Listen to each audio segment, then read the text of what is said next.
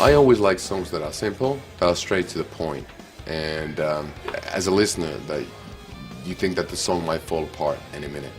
I like that. I like, I like a lot of folk music, like the old school 70s, or late 60s Terry Reid and Neil Young and stuff like that. It's like an old rocking chair, something really endearing but really creaky, and you're not quite sure if you want to sit down, if it, if it takes the weight or not.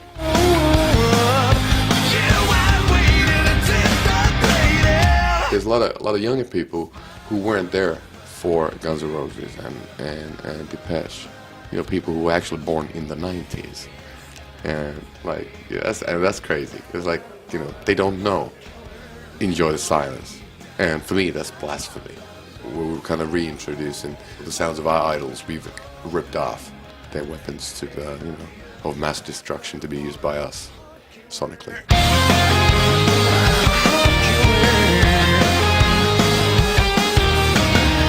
I think there are a couple of bands, but not a lot of bands, who do understand the tradition and the history of rock and roll enough not to take themselves too seriously while still making the music seriously. So you play your instruments as good as you can, you write the best songs you can, but you're not like thinking that you're the shit.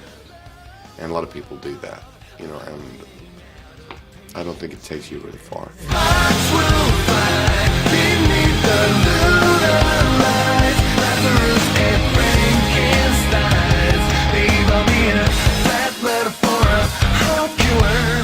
Both musically and as a philosophy of life, the more honest and straightforward you are, the less you have to lose.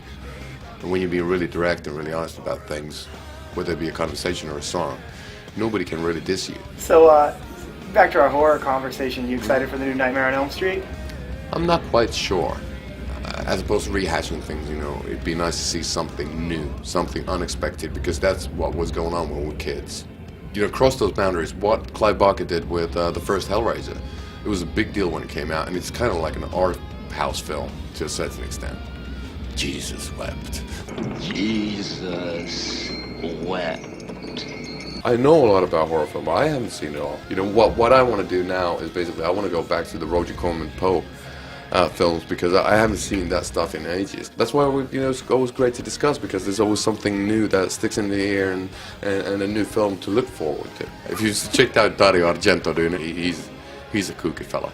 We were trying to get in touch with Dario because he was the first horror movie director who used metal music.